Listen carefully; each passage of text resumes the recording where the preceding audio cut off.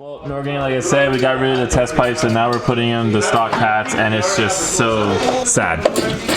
Dang, big strong man's over here. What? But it should be. Oh, you know what was stupid? But we're gonna need to take off the intakes to tighten the top bolts, right?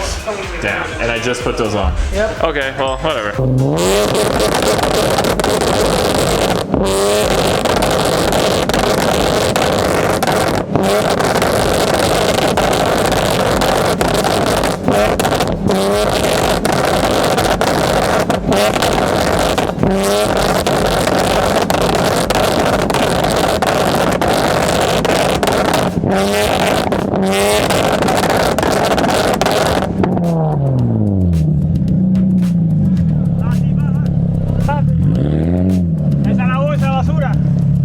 Jeez.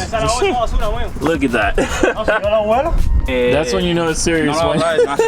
When Vic has to bring out the fire extinguisher, that's when you know it's serious, bro.